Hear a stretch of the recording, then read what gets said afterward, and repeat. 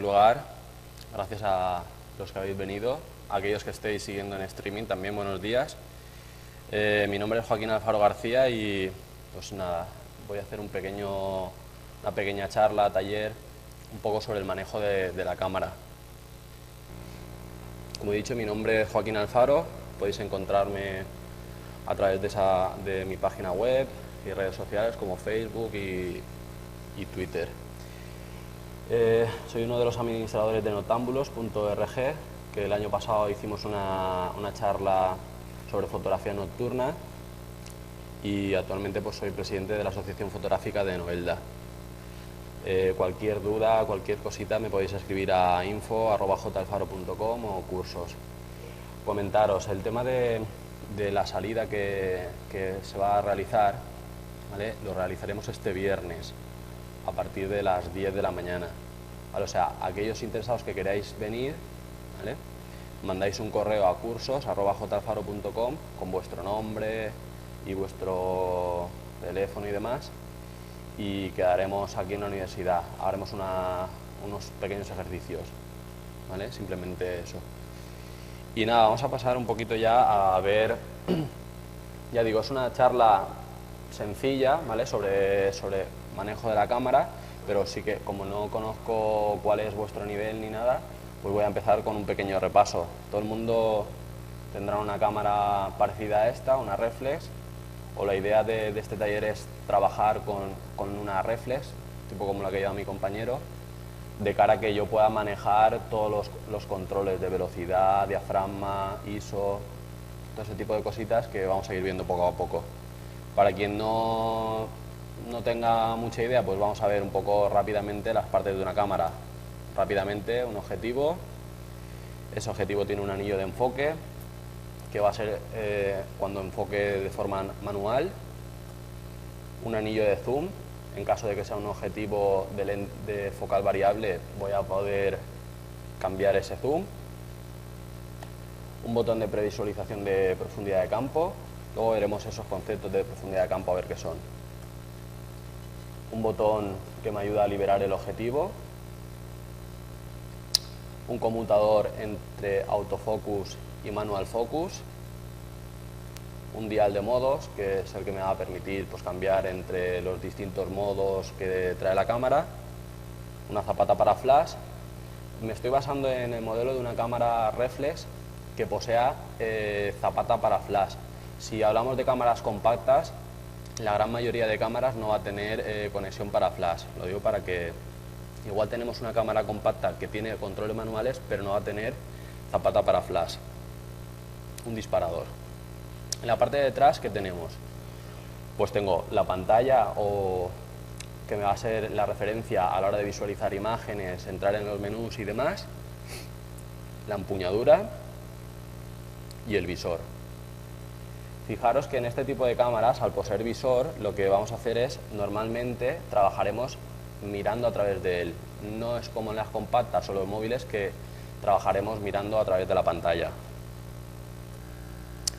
Vamos a empezar con una serie de conceptos básicos que son los que me van a permitir pues, controlar ciertos aspectos de la fotografía. Empiezo por el diafragma. Si vamos atrás a la imagen, ¿vale? Tengo la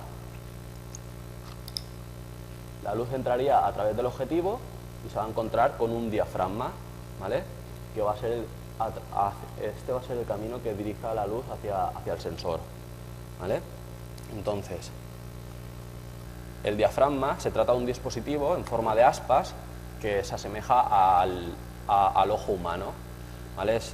A medida que yo tengo el diafragma más abierto, voy a dejar pasar más luz y a medida que voy cerrando ese diafragma, voy dejando pasar menos luz.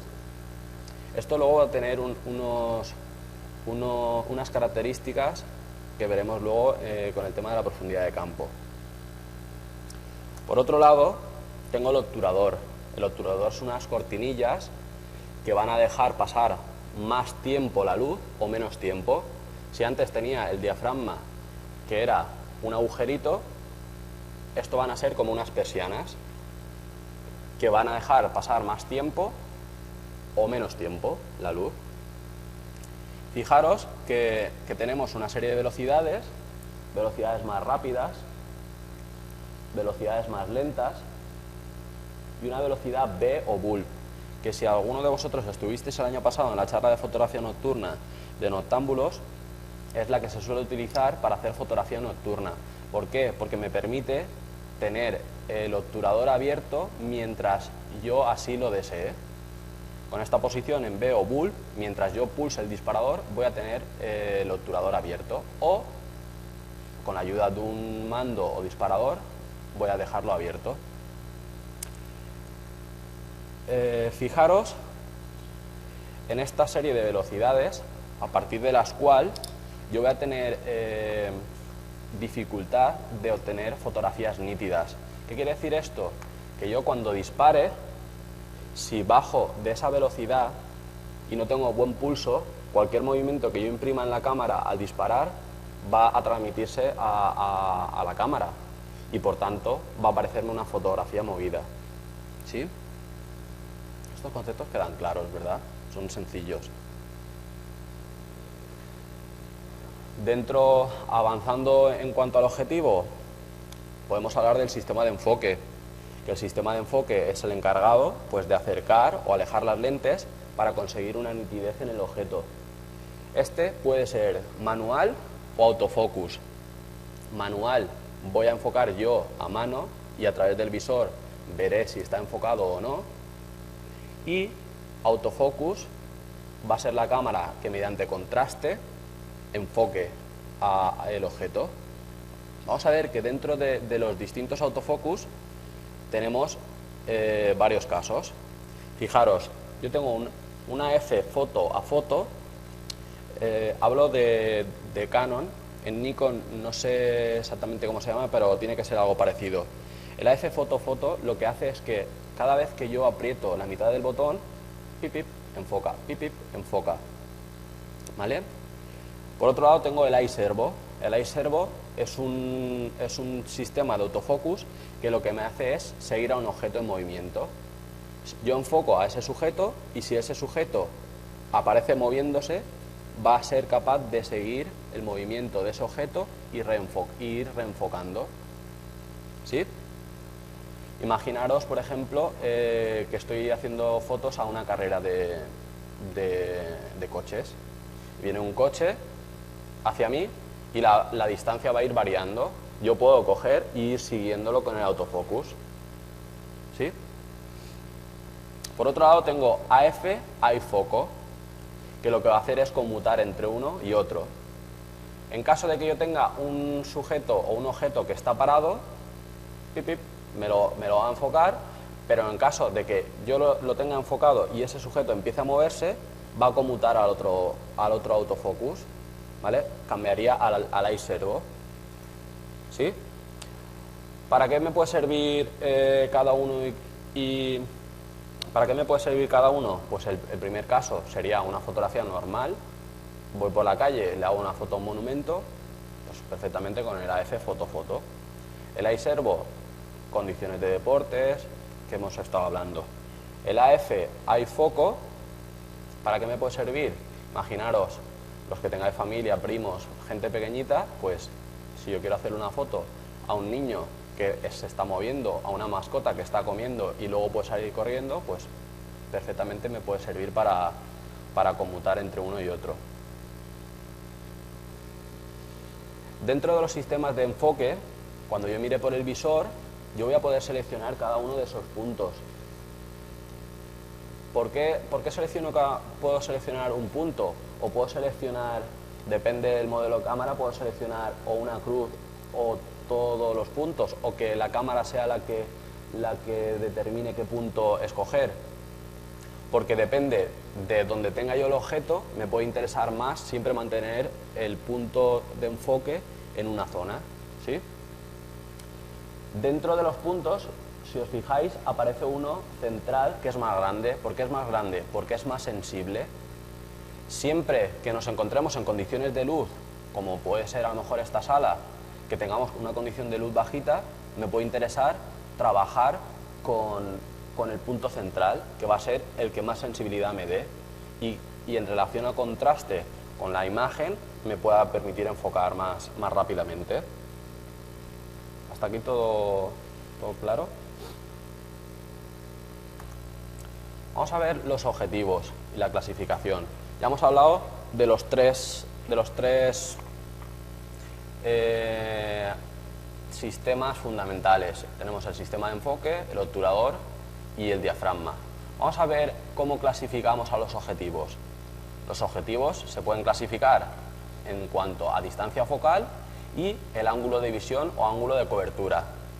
Si nos fijamos, a medida que la distancia focal aumenta, voy a tener un ángulo de visión más pequeño. Así tengo un objetivo gran angular que me va a abarcar mucho más espacio, o tengo un objetivo o un teleobjetivo, mejor dicho, que me va a abarcar menos espacio, pero por contra va a ser una focal que me va a permitir acercar ese objeto.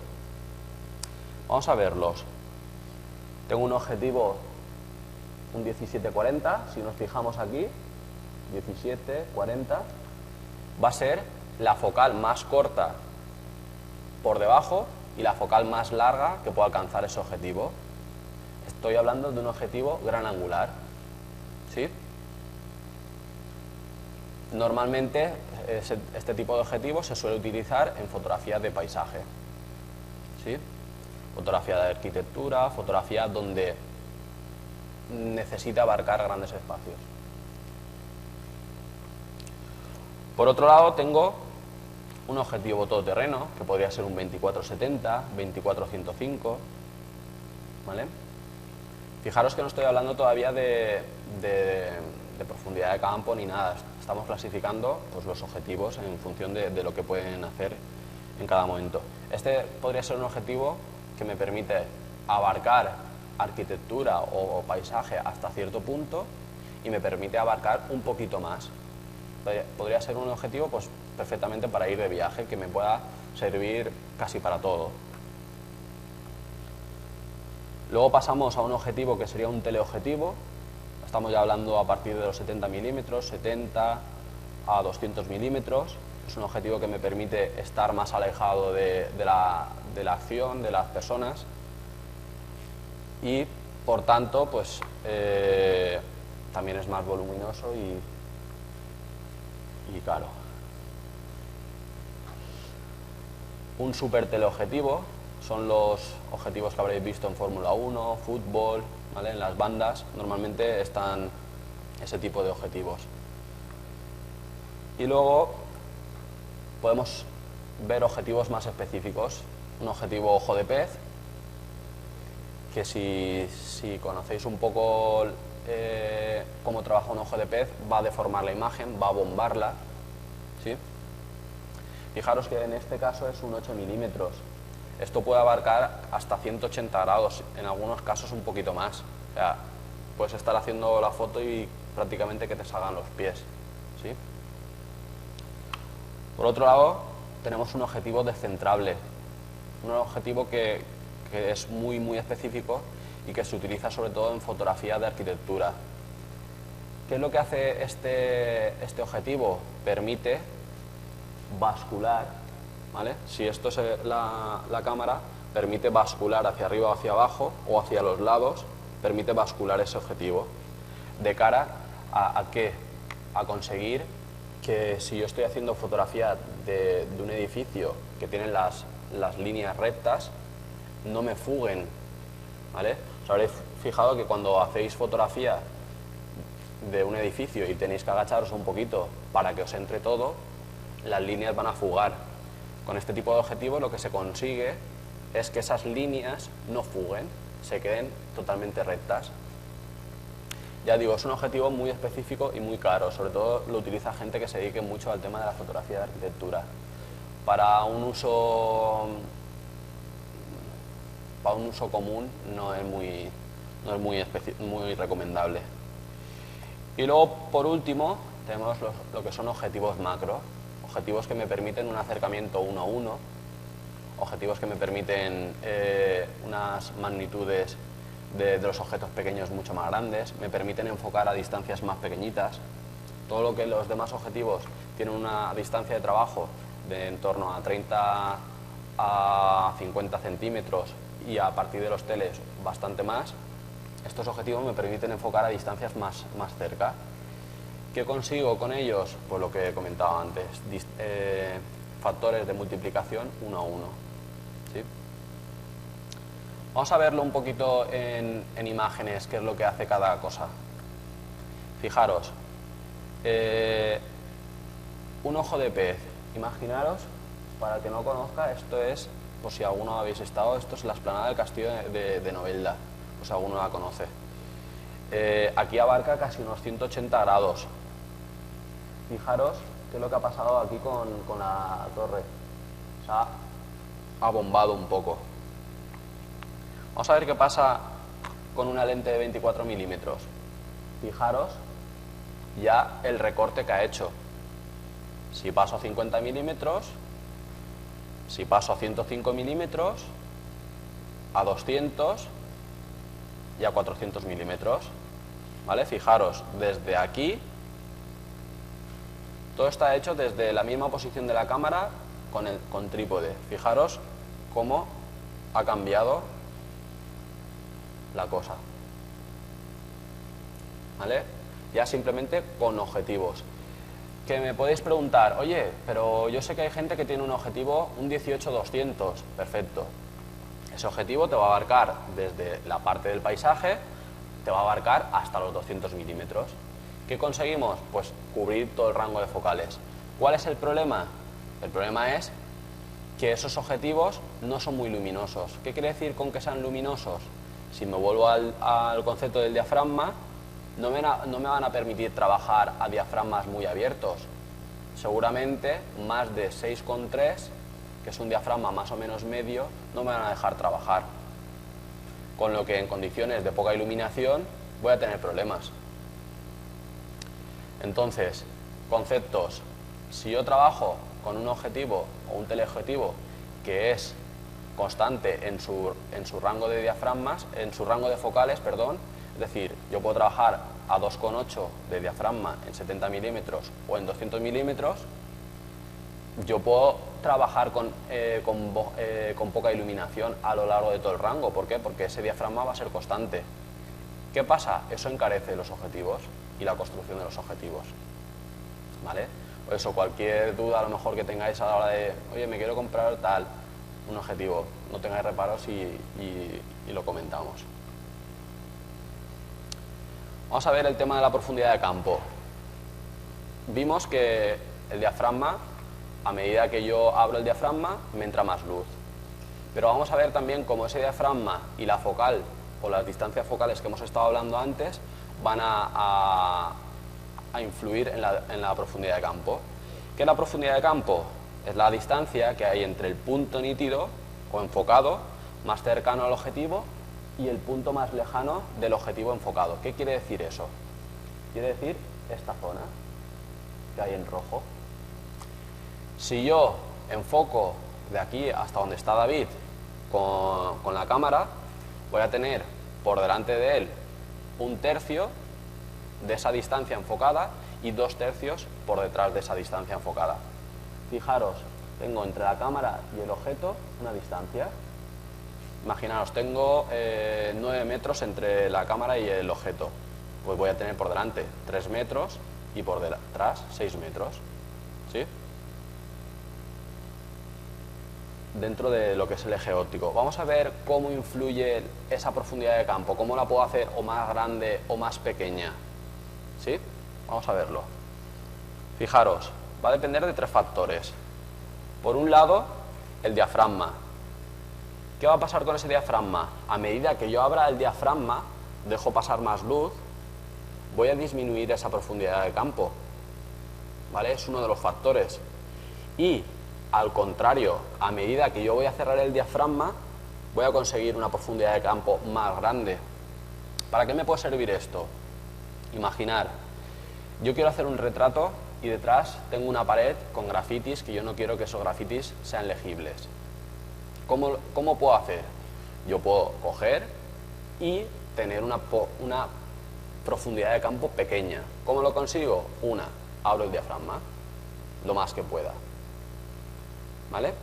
De esa forma voy a tener por delante 1/3 y por detrás 2/3. Pero esa profundidad de campo la voy a acortar. ¿Sí? Vamos a ver otro factor. Otro factor va a ser la focal utilizada.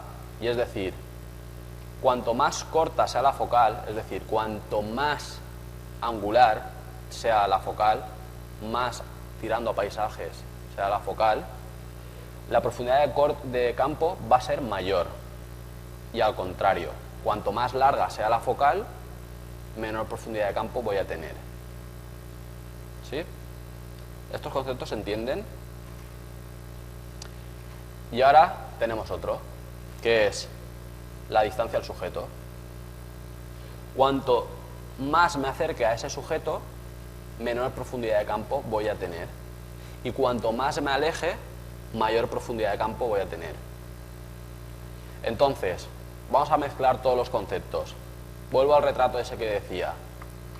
Imaginar, estoy trabajando con una focal media, de estas todoterreno que hemos hablado antes.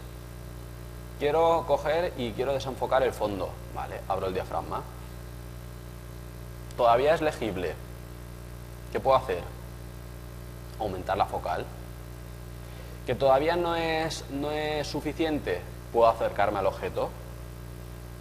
¿Vale? Puedo jugar con esos 3 factores. Vamos a ver 2 ejemplos. Fijaros, una fotografía de un retrato donde únicamente aparece el ojo enfocado. Simplemente la chica está así.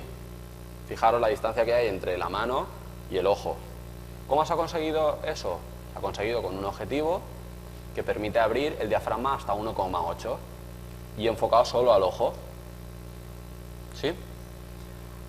La distancia al modelo en este caso es pequeñita, con lo cual estoy minimizando todavía más esa profundidad de campo. ¿Vale? ¿Se entiende? Estos, los que vengáis el viernes, lo probaremos este tipo de cosillas. ¿Vale? Porque son ejercicios que igual los veis triviales, pero os pueden ayudar pues, en el día a día con vuestras fotos. Vamos a ver otro ejemplo. Fijaros cómo desde aquí hasta ahí aparece todo enfocado. ¿Cómo se ha conseguido? Pues primero, es una fotografía de paisaje. Estoy trabajando con un angular. El angular, como dijimos, me permite abarcar más espacio, pero también la profundidad de campo aumenta. Esa zona enfocada va a ser mucho más amplia. Y si a eso le sumamos el diafragma es un diafragma bastante cerrado, en torno a 13, 16, me permite todavía ampliar ese rango de distancia, de profundidad de campo. ¿Sí? Hablando con el tema de la velocidad, lo veremos luego, pero aquí, por ejemplo, se ha trabajado con una velocidad más o menos lenta que me permita registrar el movimiento del agua. ¿Seguimos? En este caso, lo mismo, ¿vale? Tengo una fotografía, una persona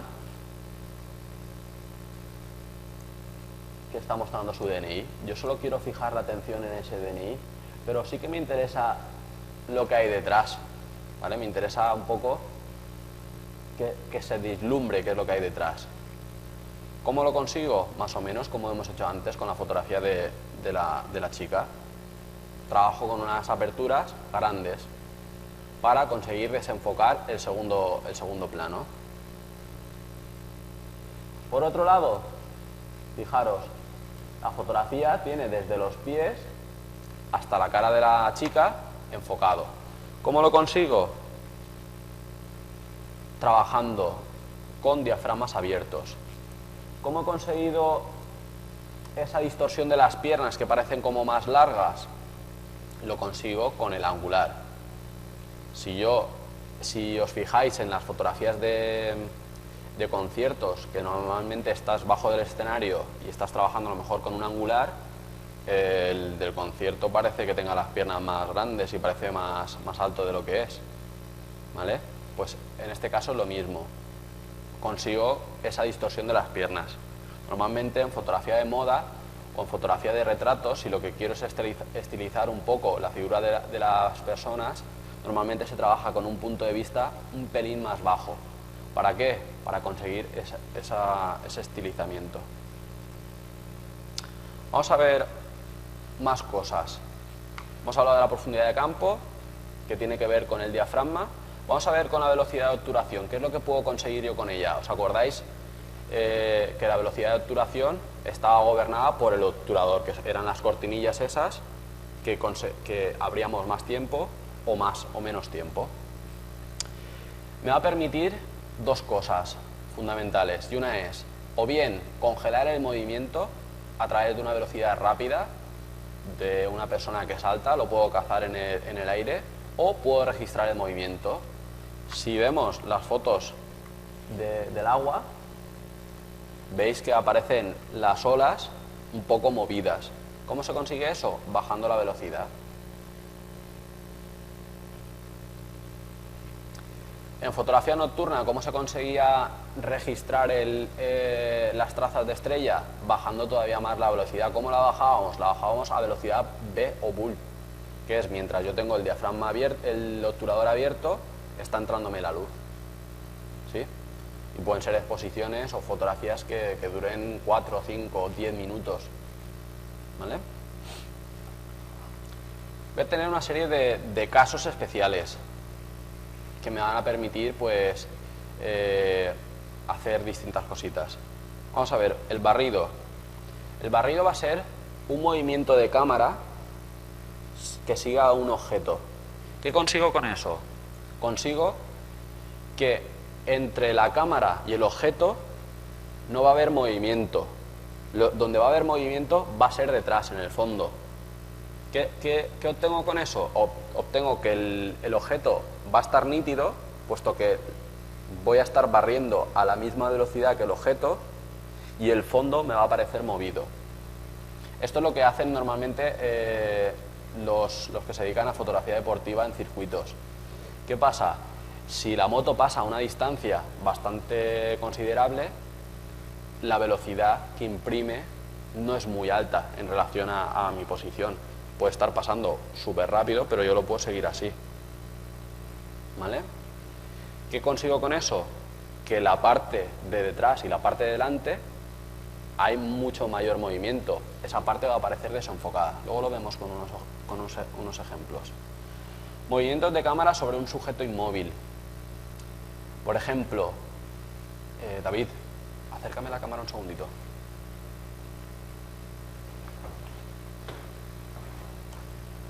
Vale, yo puedo coger y puedo directamente, lo que he dicho, el barrido, siguiendo al objeto, pero puedo, a un objeto que está quieto, yo puedo con una velocidad baja moverlo, ¿vale? Van a aparecer estelas, ¿vale?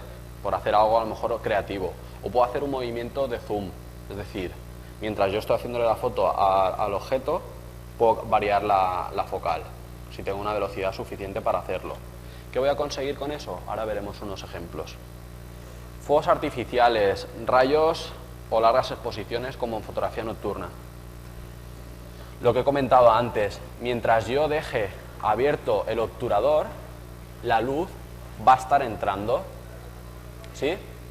¿Qué pasa con el tema de fotografía de rayos o estrellas?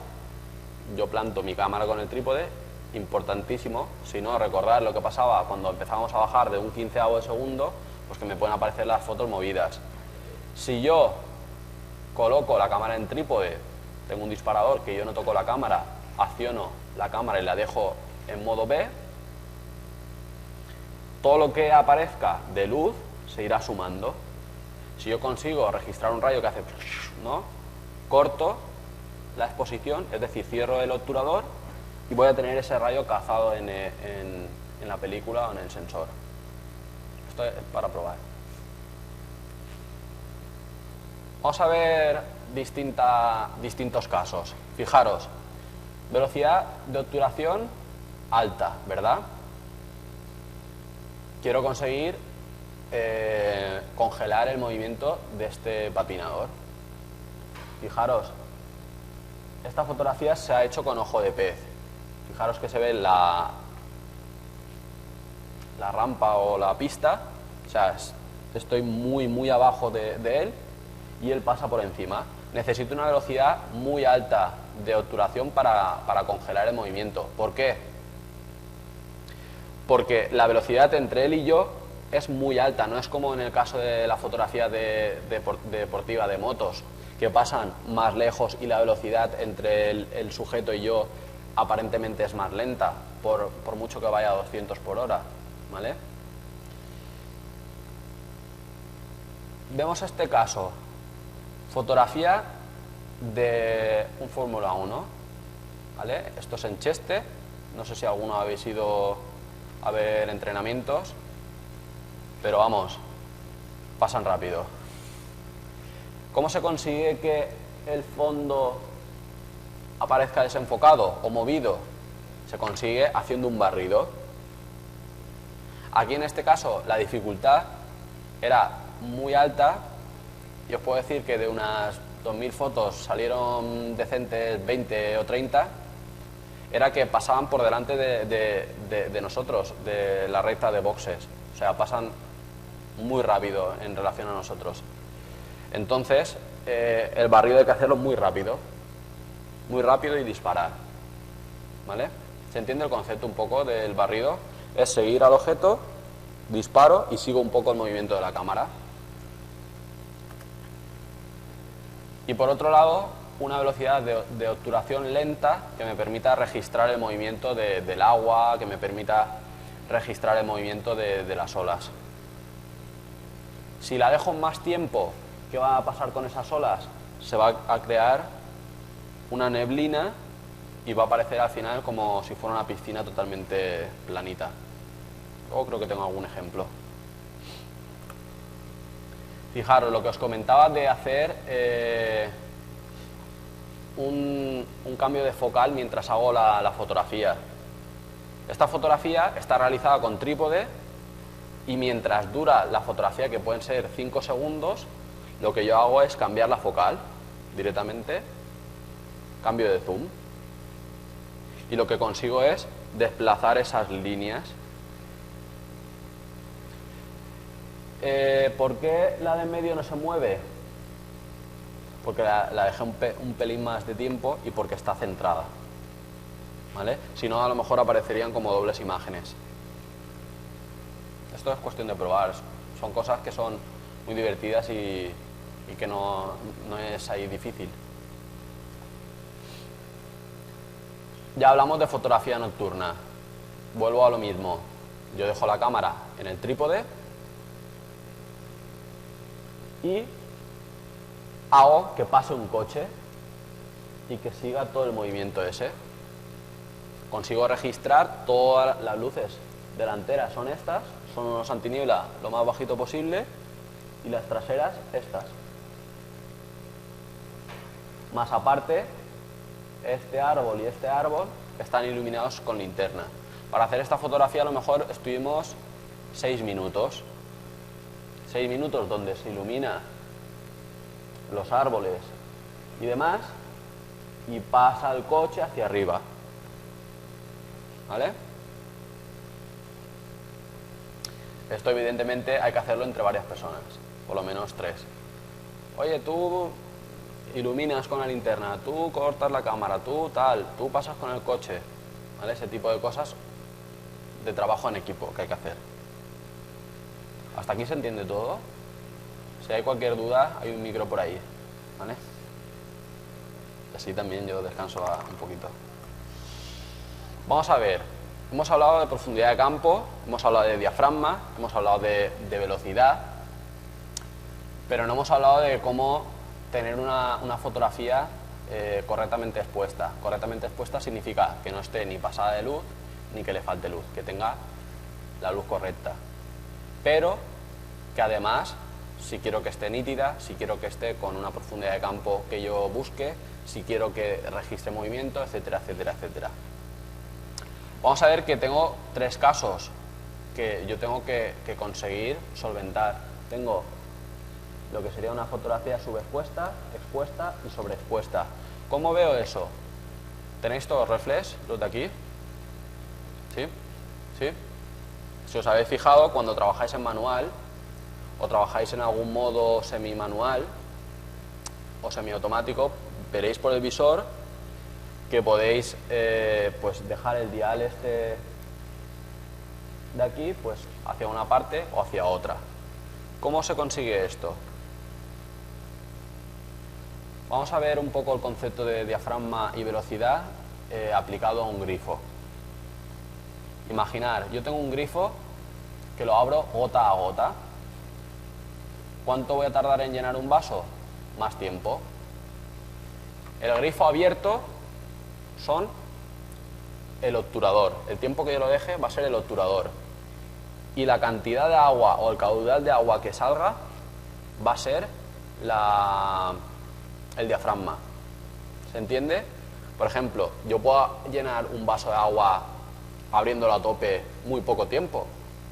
O lo puedo dejar poquito a poquito y que se vaya llenando.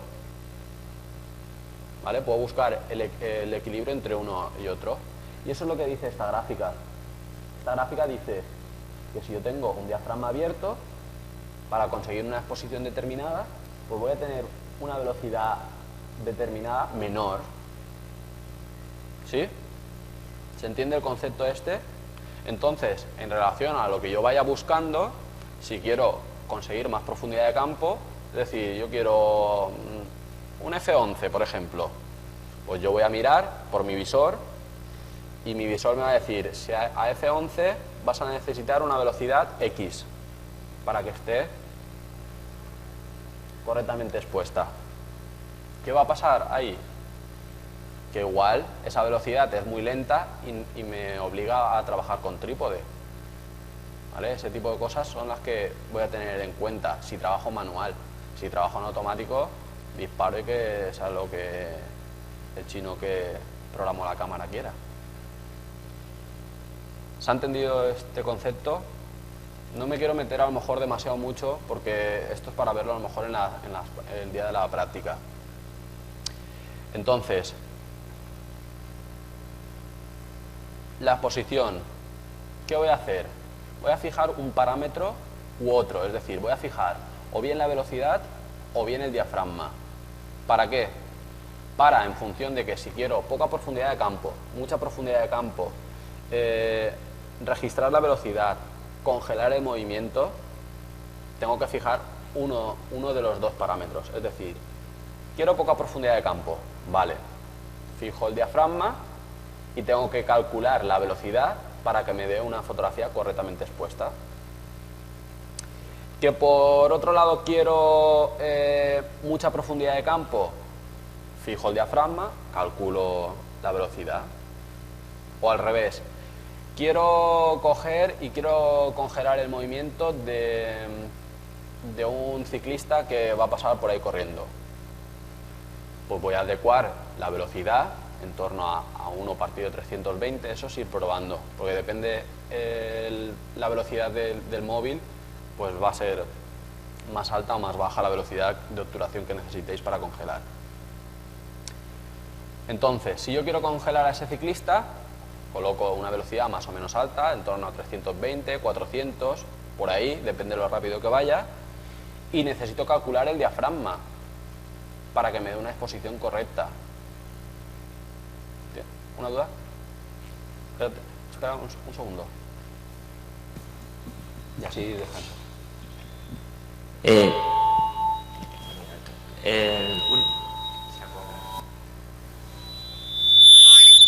Quítalo.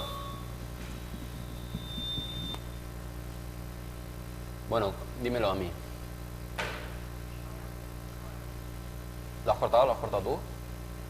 Bueno, dímelo a mí. ¿Ahora? Sí.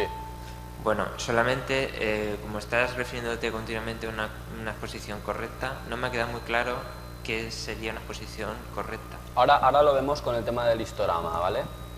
Simplemente una exposición correcta va a ser, igual te lío más, la que tú consideres, ¿vale? Es decir, si yo quiero una fotografía oscura o si quiero una fotografía muy clara, pero dentro de unos límites, que no me pase de clara porque me voy a quedar sin información de altas luces y que no me pase por abajo porque si no voy a tener negros profundos. Lo vamos a ver ahora luego con el histograma, ¿vale? Para que tú te hagas una idea, ¿vale? Fijaros, hablo de el uso de tener cuidado con el uso de velocidades bajas. ¿Qué quiere decir esto? Que si yo, cuando que coloque ese diafragma para tener X profundidad de campo, mayor o menor, mi cámara me está diciendo que necesito una velocidad por debajo de un quinceavo, sé que voy a necesitar, o bien me apalanco así bien con los brazos contra el pecho para que no se mueva la cámara y cuando dispare no respiro, o la pongo en un trípode o en un apoyo, en una repisa, en lo que sea. O, por el contrario, si lo que voy a necesitar es una velocidad rápida para congelar el movimiento y me está diciendo la cámara que le falta luz y no puede abrir más el diafragma, ahí ya tengo un problema. ¿Me explico?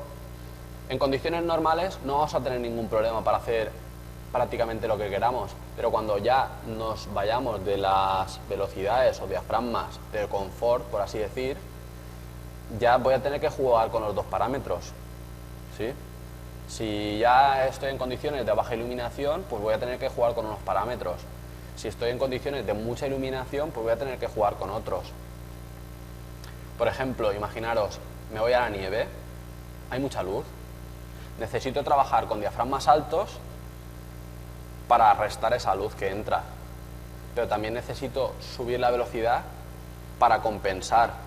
Si nos acordamos del símil del grifo, para llenar un vaso, que sería la exposición correcta, un vaso hasta arriba, puedo o bien llenarlo gota a gota, o abriéndolo de golpe, o poco a poco, ¿vale? Eso sería lo que sería la exposición correcta. En fotografía, ¿qué es lo que sería la exposición correcta? Aquella que me permita conseguir una gama tonal desde los negros hasta los blancos. Luego lo vemos con el histograma.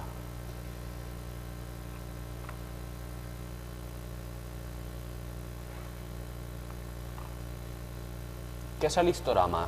El histograma es una representación gráfica de información de luces, sombras y tonos medios de una imagen.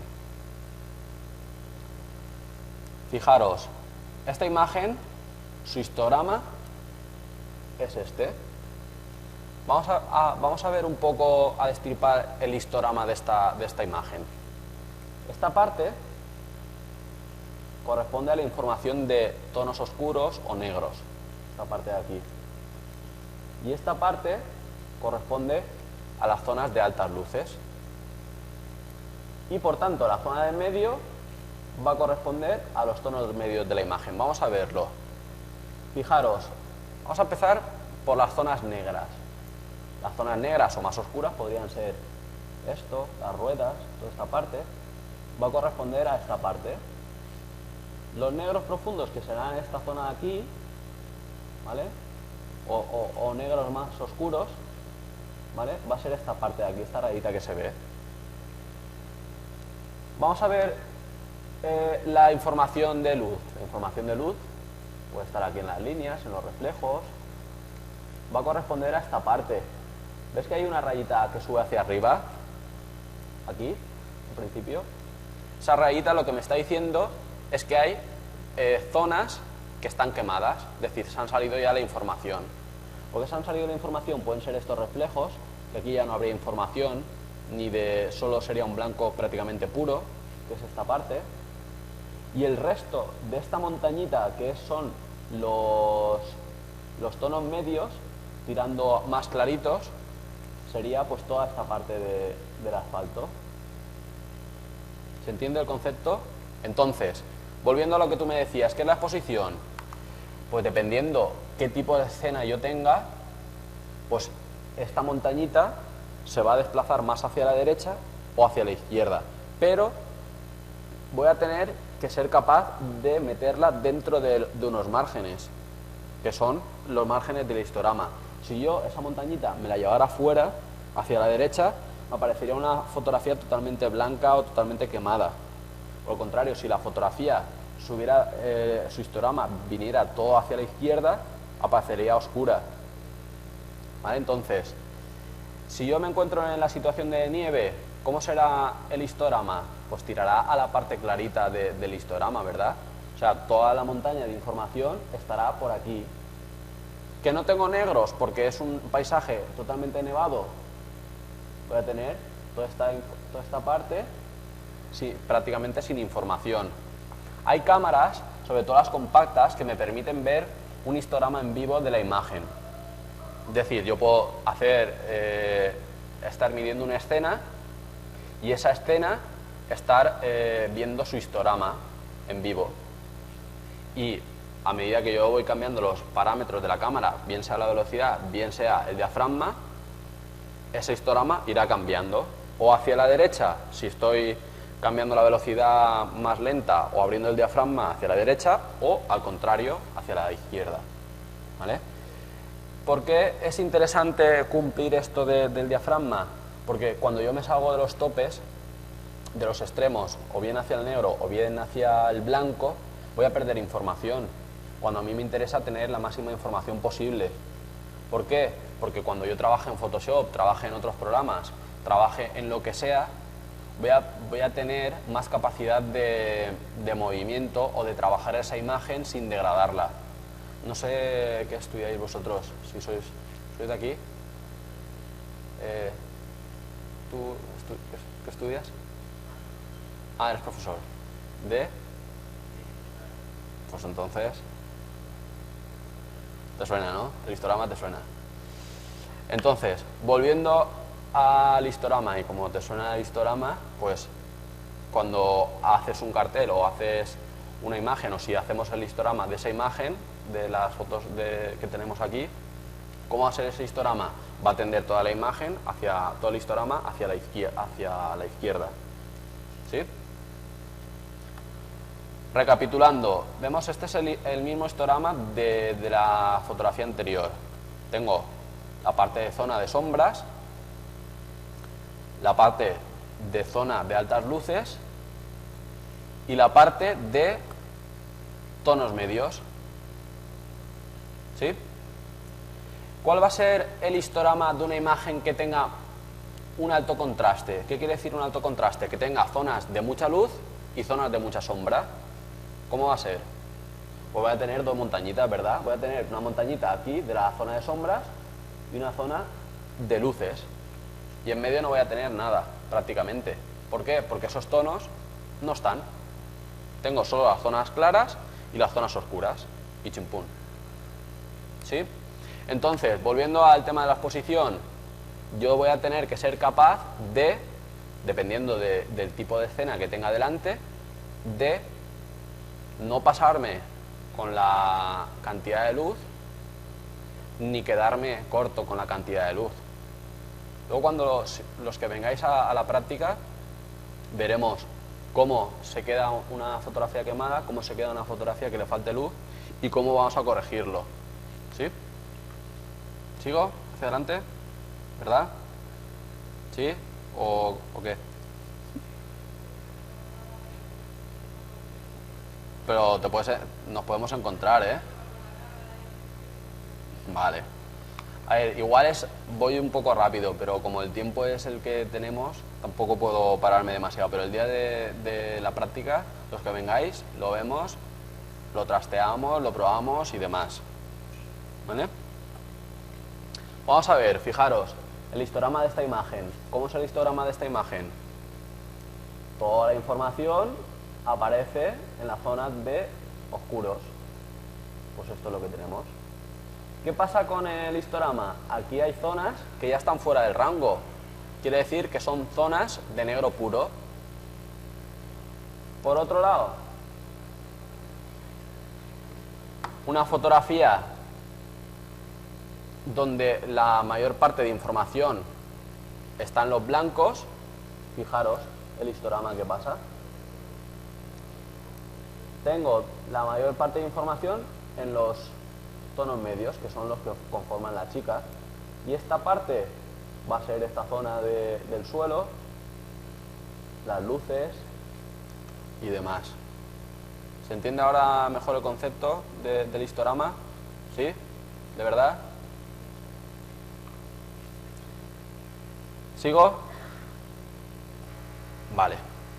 Ahora, ¿cómo mide la cámara? La cámara me va a ayudar a medir, porque no voy a medir a ojo. Voy a decir, aquí hay nieve, pues ojo, tal. No. La cámara tiene unos sistemas de medición y normalmente tiene 3. O en algunos casos pues puede tener más. Vamos a ver que la cámara va a tener una medición evaluativa, que es la más común de todas, y es que la cámara lo que hace es dividir la escena en 256 partes iguales, que es esta primera. La cámara lo que hace es mide toda la escena, hace la media entre esas 256 partes que ha medido y te dice esto en relación a lo que tú hayas puesto de diafragma y velocidad. Es la más normal. Una escena sin que no sea de alto contraste, una escena normal, perfectamente podemos medir con medición evaluativa. Eso en el menú de la cámara lo podéis cambiar. Creo que tú tenías por ahí una Canon, ¿no? Vale, pues eso, ese tipo de cositas se pueden cambiar. ¿Qué modelo tienes? 650D lo tiene, en la evaluativa la tiene. Pero ya no sé si va a tener alguna de por aquí que comentaremos. Medición parcial. ¿Qué es lo que hace la medición parcial? Toma un 9% del área del visor en la zona del centro, que es esta. ¿Vale? Fijaros en los iconitos, ¿vale? Porque si alguno de vosotros tiene Nikon, igual los iconos no son iguales, ¿vale? Es posible que no sean iguales. Yo hablo de los iconos para Canon, ¿vale? Entonces la medición parcial lo que va a hacer es coger y medir sobre todo la zona del centro. ¿Veis que aquí está difuminado hacia los lados? Tiene un poco en cuenta la zona así periférica del centro, pero no hace ningún cálculo con ella. Sin embargo, con la medición central, fijaros, la medición central da prioridad al centro, pero realiza un promedio con el resto de la escena, ¿vale? Así, si yo tengo una medición de una parte de la escena que va a ser muy iluminada, como podría ser esta pantalla, igual me puede interesar, para que esta pantalla salga correctamente expuesta, utilizar una medición central, ¿verdad? Sin embargo, si queréis hacerme una fotografía a mí, necesitaréis una medición puntual que no tenga en cuenta el resto de la escena. ¿Por qué? Porque donde yo estoy habrá menos luz que en el resto de la escena, ¿verdad? Entonces la medición puntual lo que hace es abarcar un 3% del área del visor. No lo tienen la mayoría de las cámaras, ¿vale? La mayor parte de las cámaras no lo tienen. A partir de gamas medias altas ya empiezan a incluirla, ¿vale? Entonces tenemos medición evaluativa, parcial, central y puntual, que normalmente creo que las puntuales, no sé si la tuya lo tendrá. ¿La tiene la puntual? Perfecto. Imaginaros una calle a oscuras, donde aparece una farola. Yo puedo determinar la exposición para esa farola, o puedo determinar la exposición para toda la escena. Dependiendo de lo que yo quiera medir, pues puedo utilizar una u otra. ¿vale? Imaginaros una calle a oscuras que tiene una única farola. Sería una escena de alto contraste, ¿verdad? Donde tengo una zona muy iluminada que es la farola y el resto de la escena va a aparecer en penumbra.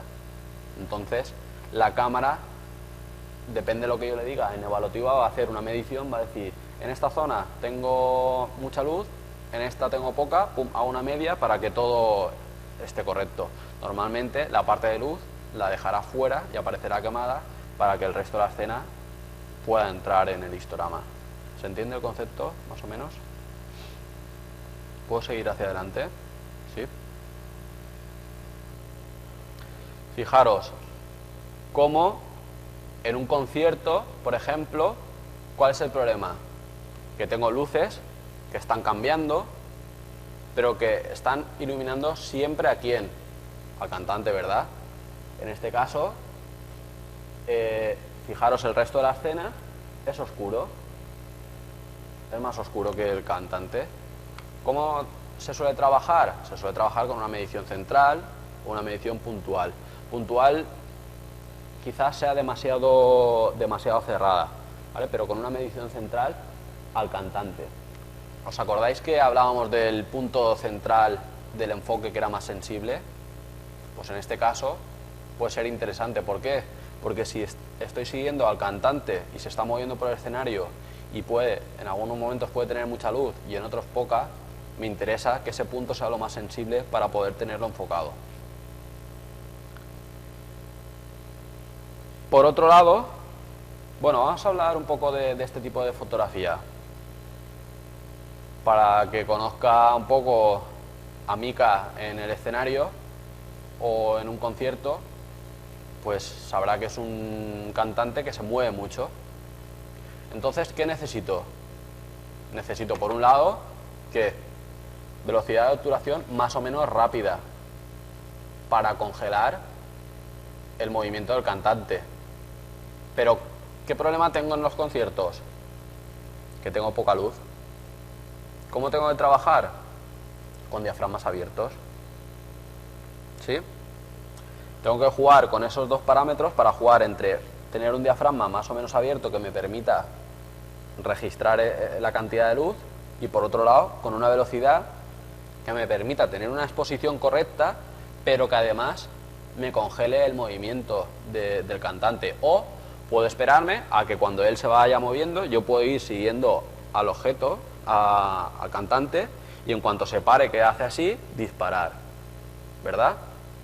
O sea, no es plan de ponerme a hacerle fotos mientras va corriendo. Cuando él se para, a lo mejor en una parte del escenario y se pone a cantar al público, es ahí cuando aprovecho para fusilarlo. Que se va a la otra parte, plan, aprovecho para fusilarlo. ¿Sí? Muy divertido esto. Por otro lado,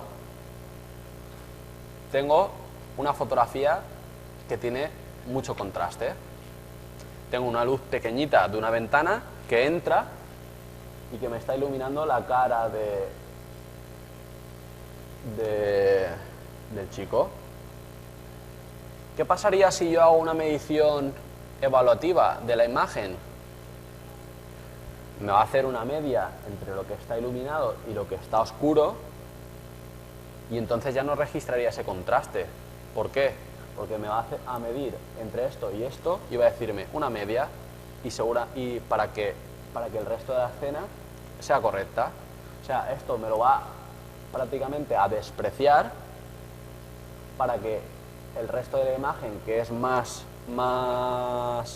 predominante, me lo deje con una exposición correcta. El problema, esta zona se me quemaría.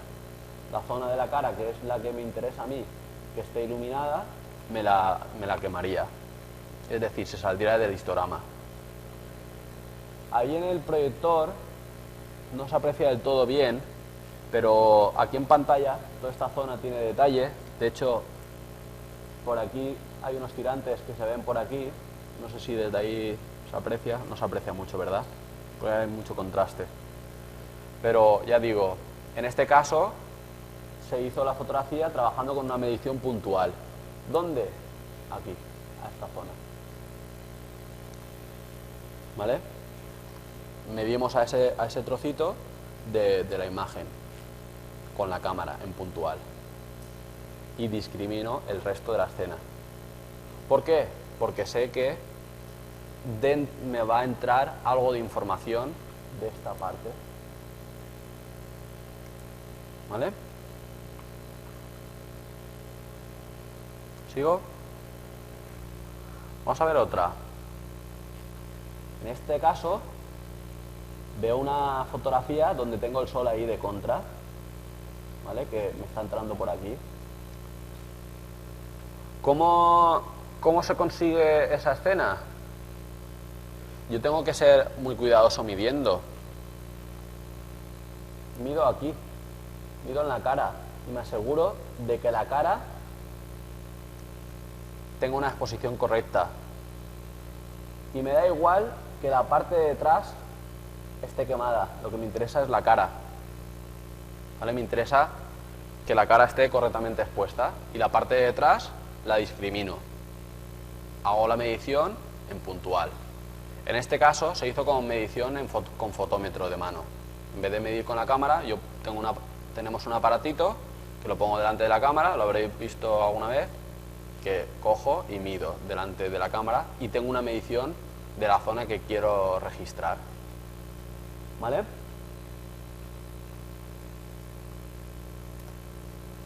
Por otro lado, fijaros lo que pasa cuando decíamos que tenía una velocidad más lenta cuando estoy en el mar. Si yo dejo una velocidad más lenta, de a lo mejor 4 segundos, si el mar está más o menos calmadito, puedo llegar a conseguir que se quede prácticamente como si fuera de hielo, como si se quedara como una pista. ¿Vale? ¿Qué es lo que tengo que llevar cuidado? Tengo que llevar cuidado que la zona de Alicante de luces pues no se me queme, no se me sobreexponga. ¿Cómo se consigue eso? Esto es un poco ya fuera de este taller, pero se consigue con unos filtros que restan luz a la parte de arriba de la imagen. Son unos filtros degradados, más oscuros en la parte de arriba y más claros en la parte de abajo, que se ponen delante del objetivo y lo que hacen es restarme más luz en la zona de arriba de la imagen. ¿Vale? Por supuesto, este tipo de imágenes hay que hacerlas con trípode. ¿Vale? Con trípode y normalmente con disparador, porque hay que tocar lo menos posible la cámara.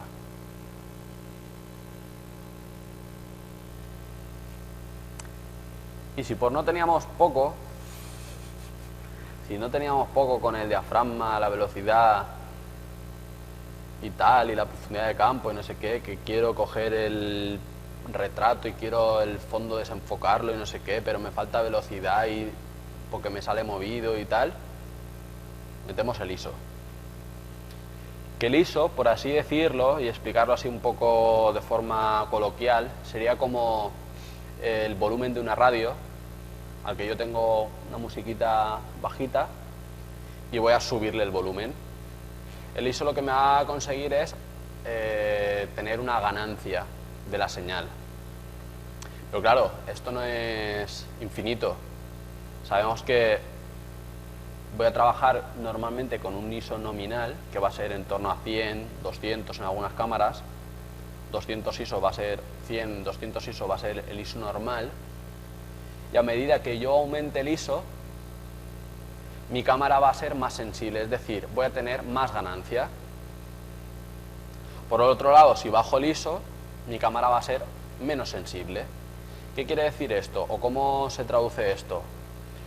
Pensemos, si yo estoy haciendo fotografías de ese concierto y necesito trabajar con un diafragma abierto para que me entre más luz,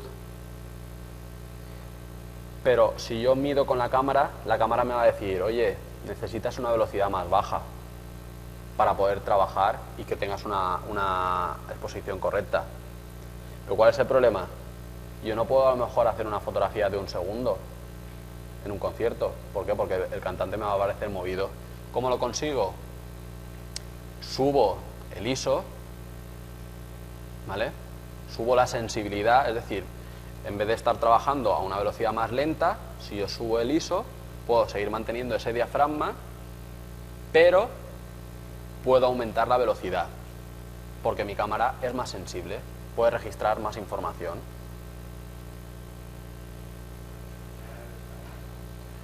Es un concepto similar al obturador, pero aquí no influye ni la profundidad de campo ni la velocidad de obturación en cuanto a registrar movimiento o no. Sería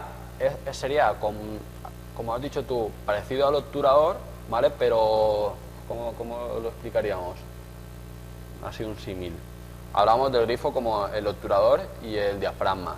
Pues esto simplemente sería como, a lo mejor, colocar otro grifo al lado, ¿vale? Sería como aumentar el caudal de agua a través de dos grifos. Es decir, yo tengo un grifo que cae a gota durante X velocidad, pero si yo tengo otro grifo al lado con las mismas características, voy a llenar el doble de rápido, ¿verdad? ¿Se entiende? Pues esto es más o menos lo mismo. ¿Cuál es el problema? El problema es que no puedo aumentar el ISO como a mí me dé la gana. Voy a tener un problema, y es que a partir de determinados ISOs y dependiendo del modelo de cámara que tengáis, me va a aparecer ruido eléctrico en la imagen, y eso lo que va a hacer es restarme definición en la imagen. Ahora vemos qué es eso del ruido eléctrico. Normalmente en cámaras compactas, en cámaras más o menos de gama media baja, en torno a 1000 a 800 ISO, voy a poder trabajar medianamente decente, pero a partir de 800 ISO para arriba voy a tener unas imágenes con poca definición, ¿vale? Vamos a ver qué pasa con eso. Fijaros, cuando yo aumento el ISO, lo que hemos dicho, me va a permitir disparar a velocidades más rápidas, me va a permitir congelar el movimiento en los conciertos. Para que os hagáis una idea, cuando he estado disparando conciertos, pues suelo disparar a unas velocidades en torno a 160, porque estoy trabajando con un teleobjetivo, 160, 200 de velocidad, y normalmente eso me implica trabajar con diafragmas abiertos, pero así todo necesito subir la ganancia o ese volumen para conseguir más señal con el ISO, y estamos trabajando a lo mejor en torno a 1600, 2500, 3200 ISO. Estamos hablando de cámaras ya de gama alta que me van a permitir subir el ISO sin bajar la calidad de la imagen. Si los que tengáis cámaras más o menos de gama media baja hacéis pruebas y subís el ISO, cuando veáis las fotos ampliadas en el ordenador veréis como una especie de grano o una falta de definición. Eso lo provoca el grano o el ruido eléctrico de la imagen. ¿Dónde voy a tener situaciones de poca luz? Pues conciertos, cumpleaños, bodas, todo ese tipo de situaciones donde yo no voy a poder meter un flashazo por ahí. De hecho, aquí más o menos podéis tener problemas para hacer fotografías a pulso. Necesitaréis subir el ISO, ¿vale? Para poder trabajar con velocidades más rápidas y que el propio movimiento de la cámara no apareciera en la fotografía movida. Lo que he comentado va a depender del tipo de cámara que tengáis. Normalmente las cámaras están evolucionando mucho. Cámaras de gama media baja, como puede ser a lo mejor a partir de una 550D, una 500D o hacia abajo, ¿vale? Pues van a tener peor respuesta a una subida de ISO que cámaras posteriores, 550D, 600D, 7D, tal, y sus relativas en Nikon. Vamos a ver por un ejemplo. Esto está hecho con una cámara compacta a un ISO 400. Aparentemente, desde ahí no se nota nada, ¿verdad? No se nota pérdida de la imagen ni nada. Sin embargo, si os fijáis en esta zona, veis que aparece como arena. Aparece en la imagen. Se aprecia un pelín, ¿verdad? Se ve así como una especie de granulado, ¿no? Veis que el color no es uniforme, ¿no? por lo menos, se ve así como un granulado. Pues ese granulado es el ruido. Lo he puesto de esa zona, que es a lo mejor una zona más o menos oscurita, pero eso en la cara de ellos va a restar definición, ¿vale? No voy a tener los pelos o los ojos tan nítidos, voy a tener ese granillo. Estoy hablando de una compacta de hace muchos años y a un ISO 400. Imaginar a esa compacta, si le subimos el ISO, lo que puede aparecer, ¿vale?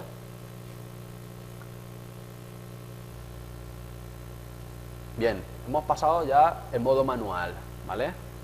Para los que se le esté cayendo la gotita ahí, sudando ahí con la velocidad y el diafragma y el histograma y no sé qué y tal, y la profundidad de campo, hay modos semiautomáticos, ¿vale?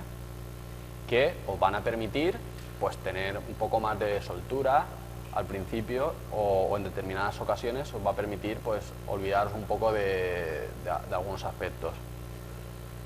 Si os fijáis en la parte de arriba de vuestras cámaras, los que tengáis una reflex, pues tendréis modo auto, modo AV, TV, P, o S, o A, modos de deportes, modos de tal. Bueno, pues estos fuera, ¿vale? Luego vamos a ver esta parte de aquí abajo, fuera. Vamos luego a ver qué es lo que está haciendo la cámara en cada uno de esos modos, ¿vale? Después de la charla vamos a poder más o menos saber qué es lo que está haciendo la cámara en esos modos determinados. Vamos a ver, por ejemplo, el modo AV o A. En Canon es AV y en Nikon es A. En Olympus creo que también es una A. El modo AV lo que me va a permitir es coger y fijar el diafragma. Yo fijo el diafragma y mi cámara calcula la velocidad para una imagen correctamente expuesta, ¿verdad?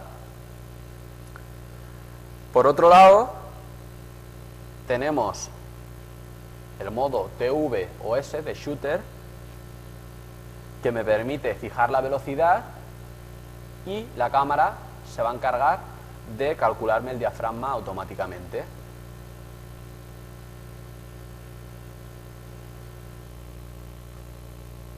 Lo dejo un segundito si queréis copiar.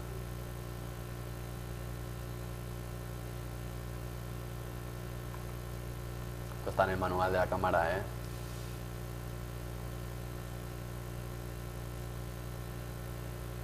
¿Sigo? Por otro lado tenemos el modo P o program o paquete o para qué lo usas, ¿vale? Que yo no soy partidario de utilizarlo, ¿vale? Y no recomiendo que lo utilicéis porque la cámara está prácticamente en un modo automático total. Solo que en algunos casos te va a dejar cambiar el ISO y cambiar algunas cositas más. La cámara ajusta automáticamente la velocidad de obturación y el diafragma para ajustarse a la luminosidad de la escena. ¿Qué puedo hacer yo? Puedo más o menos determinar qué diafragma, con qué ISO va a trabajar, mientras que en un modo automático total la cámara va a decir hasta cuándo tengo que ponerle el flash, ¿vale? Y a mí lo que me interesa es calcular o controlar yo qué es lo que quiero hacer en cada caso. Si quiero que tire flash, que tire flash. Si no tira flash, que no tire flash, ¿vale? Y luego tenemos un modo que es asterisco o bloqueo de la exposición, que se encuentra detrás de la cámara, ¿vale? Normalmente en el pulgar. Cuando tengo la cámara para disparar, aparecerá detrás en el pulgar, detrás en el pulgar. Donde tienes el pulgar puesto, ¿vale? Hay un asterisco. Ese asterisco lo que me permite es, estando en los modos de AV, TV o P, me permite hacer la medición. Imaginar, voy a hacer la medición a lo que es la pantalla. Mido, pulso medio botón, pip, pip, ¿vale? Me ha medido, pulso detrás con el asterisco y ese asterisco me aparecerá en pantalla. Mientras ese asterisco aparezca dentro del visor, mientras ese asterisco me aparezca dentro del visor encendido, va a decir que la cámara ha bloqueado la exposición para esa zona. ¿Vale? ¿Se entiende un poco? Sería como hacer una especie de manual, de modo manual rápido. Yo he medido a esa parte, me bloquea la exposición ahí, pero yo luego puedo hacer la foto hacia allá, con la medición de aquí. ¿Para qué puede ser interesante? Puede ser interesante si yo tengo una escena, mido la escena y luego reencuadro a otra zona, ¿vale? Yo no suelo utilizarlo demasiado, hay gente que sí que lo usa bastante, pero vamos, que sepáis que existe, ¿vale? Mientras apretáis el botón, cuando hace pip pip, tenéis que, sin levantar el dedo, pulsáis detrás y aparecerá el asterisco, ¿vale? Y entonces cuando hagáis la foto, a lo mejor a la otra zona que sea más oscura, aparecerá con la medición de aquí, ¿vale?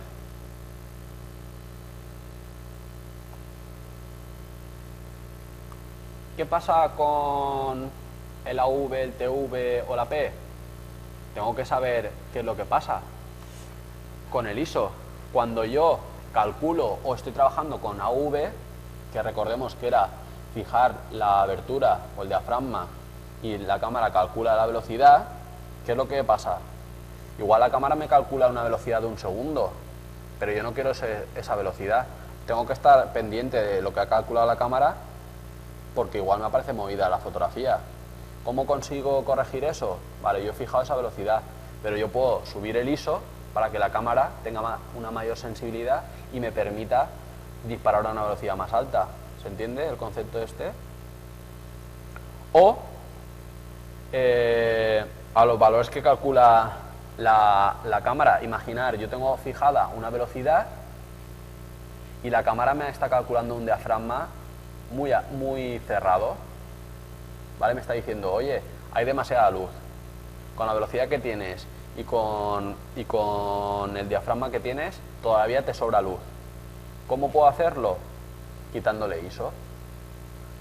Si vuestra cámara permite trabajar entre 100 y 200 ISO o hacia abajo, pues lo que voy a hacer es restarle ISO, quitarle ISO. En vez de trabajar a 100, si puedo trabajar a 50, tendré la mitad de sensibilidad, con lo que podré tener un registro menor de luz. ¿Se entiende un poquito? Antes, cuando trabajamos en analógico o en película, teníamos únicamente la cámara y un tipo de película. La película tenía una sensibilidad, siempre la misma. Y me decía, o 400 ISO, o 100 ISO, o lo que sea. Pero aquí no, aquí me permite variar a cada toma el ISO que yo quiera. Luego creo que hay un modo, que no todas las cámaras lo tienen, por eso no lo he puesto, es que hay un ISO automático. Dentro de la V o el TV se puede fijar un modo de ISO automático, creo, ¿vale? No estoy seguro. Entonces, por lo menos la mía no lo tiene, lo que pasa que ya es un poco más avanzada. Entonces, ese tipo de cosas lo que te va a permitir es que, fijando tú ese diafragma, la cámara te calcule una velocidad adecuada para que no te aparezca movida. No estoy seguro al 100%, ¿vale? Lo digo, probarlo, los que tengáis esa opción y lo veis, ¿vale? Vamos a ver qué es lo que pasa con los modos de programa que tienen las cámaras. Los que tengáis cámaras pues de gama media-baja, normalmente las que vienen en los kits de MediaMark, FNAC y este tipo de cosas, pues hemos visto la ruleta esta, ¿verdad? Abajo tiene los modos de retrato, paisaje, macro, deporte, poca luz, nocturna, retrato con poca luz. ¿Qué es lo que hace la cámara en esos casos? Vamos a pensar, ¿qué es lo que hace la cámara en el modo retrato? La cámara en el modo retrato lo que va a tratar de hacer es coger y desenfocarme el fondo, ¿vale? ¿Cómo lo consigue? Dice, vale, pues yo voy a abrir el diafragma. Abro el diafragma y a ver si se desenfoca el fondo. con el diafragma que él ha abierto y calcula una velocidad X. ¿Qué hace la cámara en el modo paisaje? En el modo paisaje, la cámara va a tender a utilizar unos diafragmas más cerrados. ¿Por qué? Para conseguir una mayor profundidad de campo. ¿Os acordáis? Las fotos que os he puesto del cabo, pues aparecía todo enfocado desde el primer plano hasta el último. ¿Qué es lo que hace la cámara en modo noche? Pues la cámara en modo noche lo que va a hacer es, va a tender a unas velocidades más lentas. Te va a decir, oye, tienes que poner el trípode, y va a calcular, para la luz ambiente que tengamos, va a calcular una exposición con un diafragma más o menos abierto y un diafragma y una velocidad de obturación más o menos lenta. ¿Qué va a hacer en el modo macro? Lo mismo. Me va a permitir enfocar quizá un poco más cerca, aumentar esa profundidad de campo, ¿vale? Y ese tipo de cosas es lo que está haciendo la cámara en los modos auto, ¿vale? Como hemos estado viendo un poquito cómo funciona la cámara por detrás en el modo manual y qué es lo que hago al variar la velocidad y al variar el diafragma, más o menos puedo conseguir eso, sabiendo un poco qué es lo que quiero. ¿Qué es lo que hace la cámara en el modo retrato nocturno? Pues lo que hace la cámara en el modo retrato nocturno te dice, hey, ¿quieres flash? Sí, pones el flash, te ilumina el primer plano y luego tienes un poquito más de exposición para que capte la luz del fondo. Eso lo podemos conseguir nosotros. No tengo que ponerle modo retrato de noche. ¿Y si es modo retrato al amanecer? No es igual. ¿Qué es lo que hace la cámara en el modo retrato a contraluz? Pues lo mismo. Va a medir la parte de detrás para que esté correctamente expuesta y la parte de delante, ¿cómo la va a iluminar? Con el flash. ¿Vale? Entonces, son situaciones que se nos pueden dar en cualquier momento. Si yo necesito hacer un retrato a contraluz y quiero que la parte de detrás me aparezca correctamente expuesta, no como en el caso de la chica esa que os he puesto, que tenía un árbol que entraba la luz desde atrás y directamente he omitido que esa parte se quemara. En este caso yo necesito exponer para el fondo, pero la parte de delante se me va a quedar a oscuras. ¿Por qué? Porque tengo menos luz. Necesito iluminarlo de alguna forma. ¿Cómo? Con flash. Con flash o con algún tipo de reflector que me rebote la luz que llega desde atrás, que la rebote hacia adelante. ¿Verdad? ¿Sigo?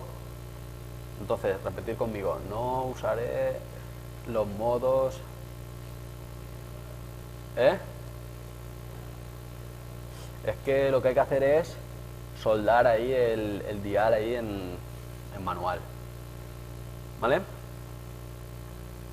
Y ya para terminar con los controles manuales de la cámara, voy a tener lo que es el balance de blancos. ¿Qué es el balance de blancos? El balance de blancos lo que me permite es asegurarme unos tonos determinados de la imagen. ¿Por qué cuando al atardecer la luz del sol no es la misma que a las 12 del mediodía? ¿Por qué? Porque tiene más componente anaranjada o menos componente anaranjada. O sea, va a ser una luz más cálida, una luz más blanca, por así decirla. Vemos que la cámara puede trabajar de distintas formas. Puede trabajar en el modo auto o puede trabajar en los distintos tipos de balance blanco que existen. Luz día, flash, sombra, luz fluorescente, nublado o lámpara de tungsteno. Si hacéis una fotografía aquí mismo, que tenemos unas lámparas de tungsteno con un balance de blanco de luz día, la cámara va a decir, vale, tengo luz día, voy a corregir esa temperatura de color o voy a corregir ese color. Pero claro, le estoy diciendo una cosa que no es. Le estoy diciendo, estás en luz día, pero aquí son luces de tungsteno. Va a cambiarme los colores y si no, hacer la prueba. Eso el día de la práctica también haremos haremos una prueba. Si os fijáis, fijaros que la fotografía tiene dos partes, ¿no? Una con un modo auto, que igual si la vemos sin esta parte, pues nos parecería correcta. Y con un modo corregido, donde aparece un poco más cálida, ¿verdad? Entonces ese tipo de cosas son las que yo puedo corregir con el tipo dependiendo del tipo de iluminación que tenga. Imaginar que tengo una casa que tiene iluminación dentro de fluorescentes o iluminación dentro de tungsteno y me está entrando luz del sol por la ventana. ¿Qué me interesa? ¿O en qué quiero que se fije la cámara?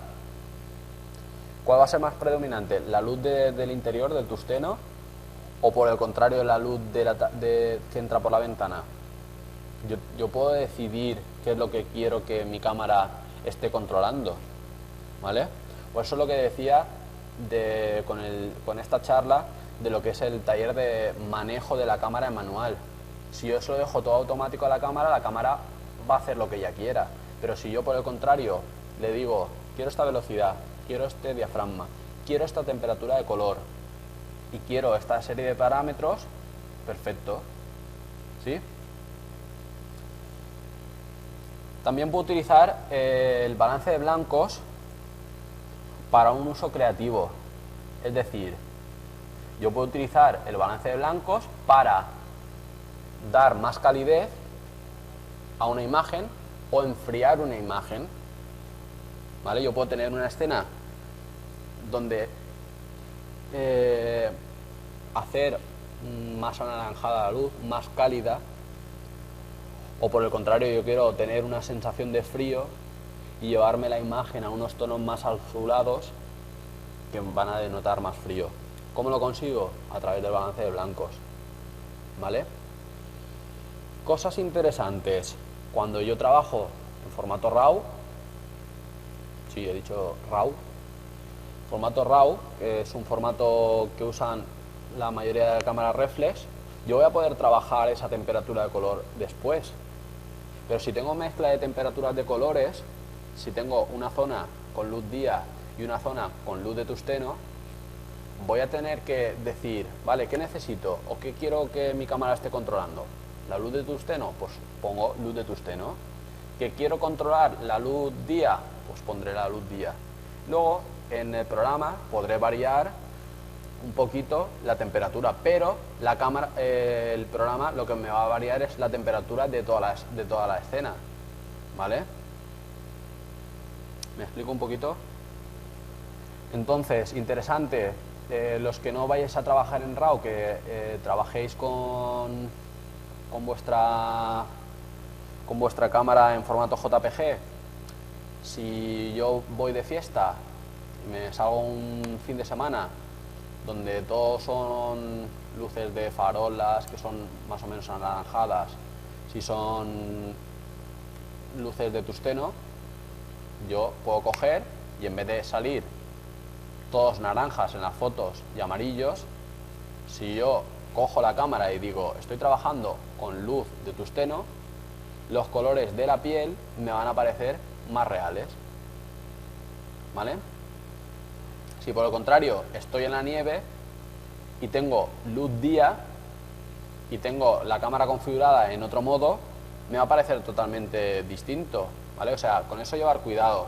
Normalmente la cámara en situaciones normales el modo automático trabaja bastante bien, pero cuando hay mezclas de iluminaciones es cuando la cámara se puede hacer un lío, ¿vale? Y si yo ya quiero utilizar ese balance de blancos o esa temperatura de color para hacer algo más creativo, pues ya utilizo uno u otro, ¿verdad?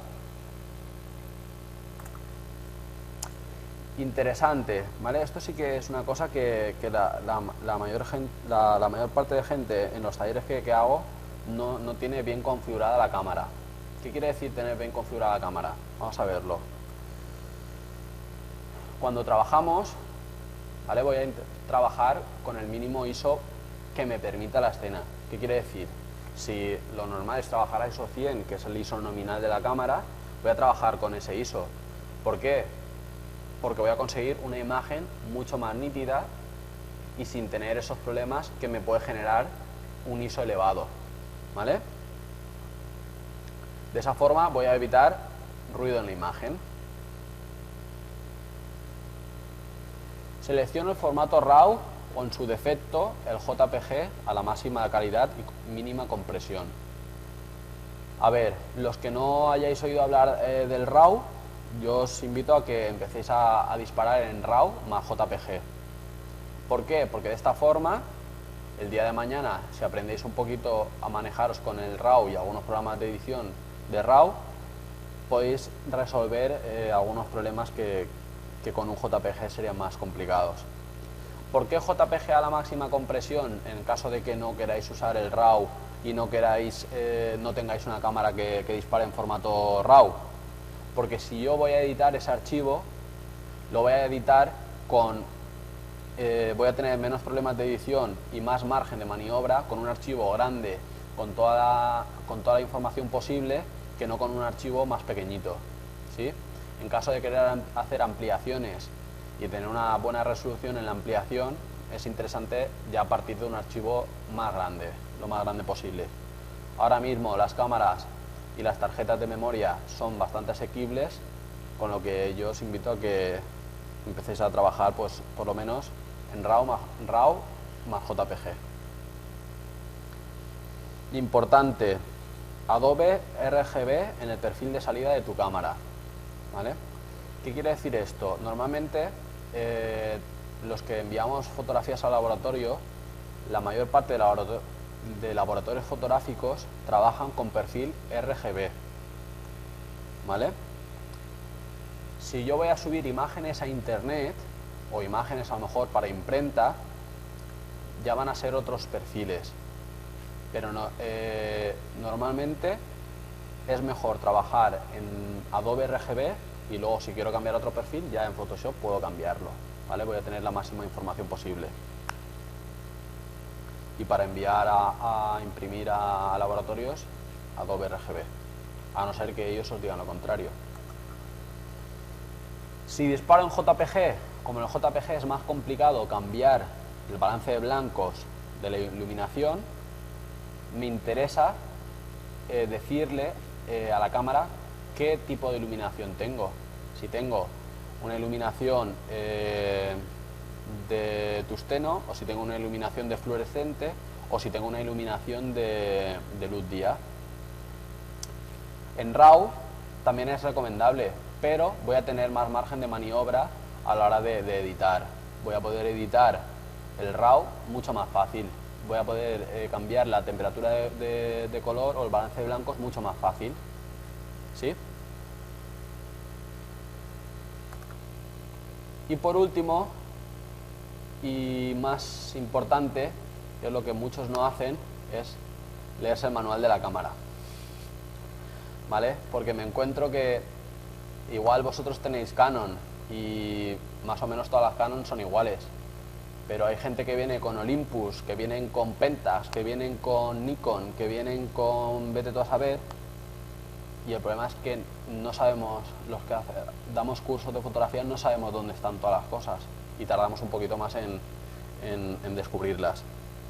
Interesante, leeros a lo mejor aunque sea la guía rápida, no estoy diciendo el manual este que son a lo mejor 150, que también, pero sí la guía rápida que os va a permitir pues eso, conocer un poco las posibilidades que tiene vuestra cámara, cómo configurarla, cómo cambiar los modos, cómo cambiar el enfoque, ¿vale? Porque hay cosas que en el taller yo no explico y que dentro el manual pues tiene unas opciones personalizadas y demás.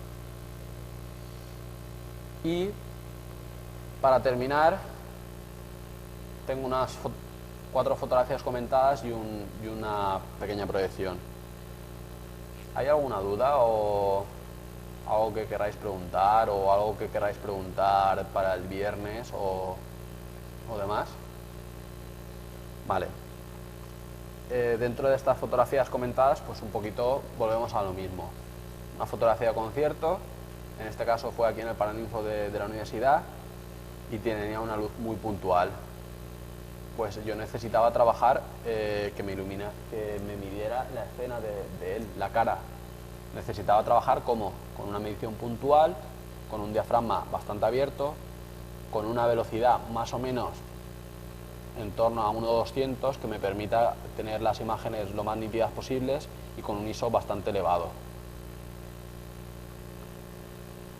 Por otro lado, si yo quiero hacer una fotografía de una libélula y necesito ese acercamiento, voy a tener que trabajar con objetivos macro que me permitan estar de la libélula a una distancia así, ¿vale? Para sacarla con ese tamaño. Esta fotografía, si pudiéramos ampliarla, veríamos hasta las celdillas de los ojos, ¿vale? Eso se consigue con objetivos macro. Con objetivos normales o objetivos que trae el kit de la cámara no es posible. ¿Sí? Por el contrario, una fotografía realizada desde un coche en marcha, ¿vale? Imaginaros, estoy siguiendo al corredor, saco el brazo desde el maletero del coche, saco el brazo y consigo congelar al corredor en el aire totalmente nítido. Imaginaros, tampoco van a una velocidad excesiva, pero ya hay un movimiento de la propia vibración del coche, del brazo así sacándolo y del corredor, ¿vale? Entonces, una velocidad más o menos alta. ¿Aquí qué me interesa? Me interesaba sobre todo que trabajar en manual. ¿Por qué? Porque si no, ese cielo igual tiene más luz y si trabajara en un modo automático, la cámara diría, uy, aquí hay mucha luz, voy a quitarle. Pero a mí lo que me interesa es que el cielo esté bien, pero que él esté expuesto. ¿Cómo lo he conseguido? Añadiendo un flash, ¿vale? Porque podría tener un poco de contraste. Un flash, pero que está más concentrado en la cara, ¿vale? Muy suavecito, simplemente para que rellene un poco. Esto también es muy divertido, ¿eh? Luego, una fotografía de más acción, ¿vale? Es un ciclista, un bicicletero, que si os dais cuenta, el manillar lo tiene en el pecho, ¿vale? Él salta en la rampa, da la vuelta con la bicicleta en el aire y luego pone los pies y cae. ¿Cómo se consigue eso? Una cosa que no he comentado, que lo comento en los talleres un poco más largos, es que dentro de los modos de disparo la cámara permite disparar ráfagas, ¿vale? En este caso disparo una ráfaga de 5 fotos o 4 fotos o las que me dé la cámara y en una de ellas pues consigo captar ese gesto del ciclista. Fijaros que hasta las ruedas aparecen totalmente congeladas. ¿Por qué? Porque utiliza una velocidad de obturación muy alta, ¿vale? Pero si os fijáis, aquí la cordonera y el pie, que es a lo mejor donde más velocidad imprime el ciclista, aparece un pelín movido, ¿vale? Porque es con el pie que pega la patada para mover toda la bicicleta, ¿verdad? Y creo que hasta aquí. Para los que estén en el streaming, si es que hay alguien, un saludo. Y os dejo con la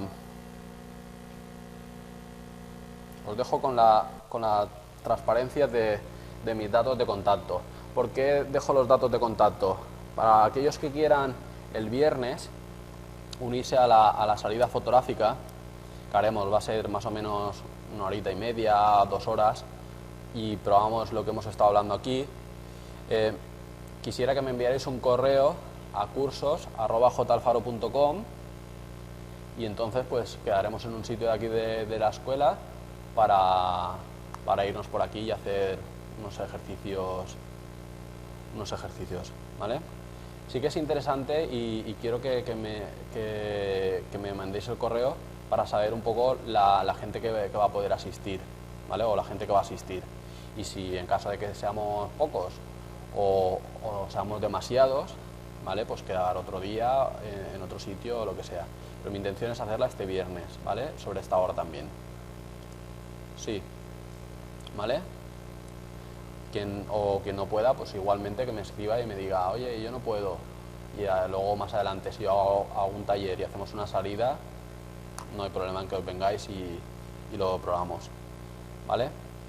Antes de terminar, pues os quería dejar pues, simplemente con una proyección de algunos de mis trabajos y en plan un poco como ejercicio me gustaría que en lo que dura la diapositiva trataréis de a lo mejor adivinar o pensar un poco cómo se ha hecho esa fotografía, si es una imagen de larga exposición, de corta exposición, etcétera, etcétera, etcétera, ¿vale? Para mí ha sido un placer haber ofrecido esta charla y cualquier cosa, los que vengáis el viernes nos vemos y cualquier cosita tenéis ahí mi correo y mis redes sociales para poneros en contacto conmigo para lo que necesitéis, ¿vale? Si no hay preguntas, os dejo con la proyección.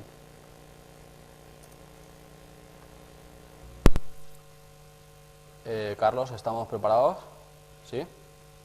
Vale. ¿Me cortas la luz de aquí, del salón? ¿Vale?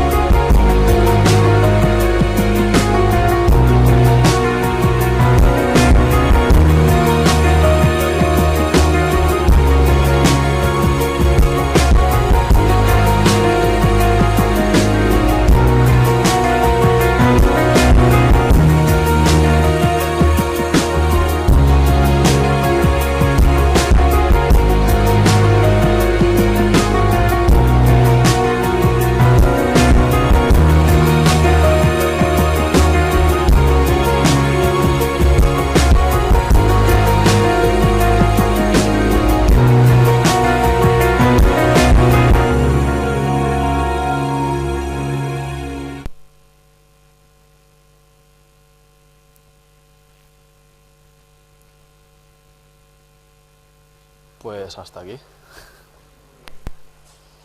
Cualquier cosilla, lo que he comentado.